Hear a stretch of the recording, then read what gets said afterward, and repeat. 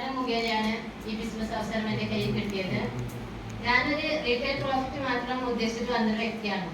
Business ഒന്നും ചെയ്യാൻ വലിയ താല്പര്യം ഉണ്ടായിരുന്നില്ല.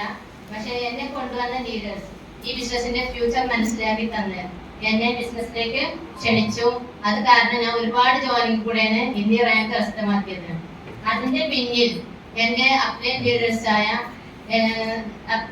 MDC ലീഡർ ലിജി മാഡം, അതുപോലെ ZTC ടീം ലീഡറായ സീനത്ത് മാഡം, അതുപോലെ RTC ലീഡറായ നവാസ് സാറ്, അതുപോലെ അപ്കമിങ് NTC ലീഡർ പോകുന്ന ശരണ്യ മാഡം, ഇവരുടെ പ്രയത്നവും അവരുടെ മോട്ടിവേഷനും ഒക്കെ കൂടിയിട്ടാണ് ഞാൻ ഈ റാങ്ക് കരസ്ഥമാക്കിയത്. എനിക്ക് പറയാനുള്ളത്, ഈ ബിസിനസ് നിങ്ങൾ ആരെങ്കിലും ഏറ്റെടുക്കുകയാണെങ്കിൽ ഫാമിലി ആയിട്ട് തന്നെ ഏറ്റെടുക്കണം. കാരണം ഞാൻ ഒറ്റയ്ക്കാണ് ഇത് ഏറ്റെടുത്തത്. അതിന്റെ പ്രശ്നം എനിക്ക് നല്ലവണ്ണം ഉണ്ട്. പക്ഷെ എന്റെ ഹസ്ബൻഡിനെ ഞാനിതില്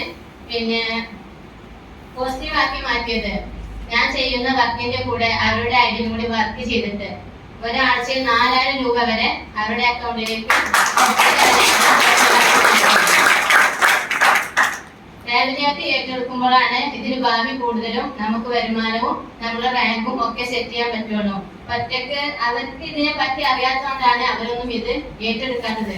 പെട്ടെന്നൊന്നും ആരും അവരുടെ ജോലിയൊന്നും ഒഴിവാക്കിയിട്ട് വരില്ല. പക്ഷെ നമ്മൾ എപ്പോഴും പറഞ്ഞ് അവരുടെ കൺവിൻസ് ചെയ്ത് കൊടുത്താല് നമ്മളുടെ കൂടെ നമ്മുടെ ഹസ്ബൻഡ് ആയിക്കോട്ടെ, വൈഫ് ആയിക്കോട്ടെ, എല്ലാവരും നമ്മളെ സപ്പോർട്ട് ചെയ്യും.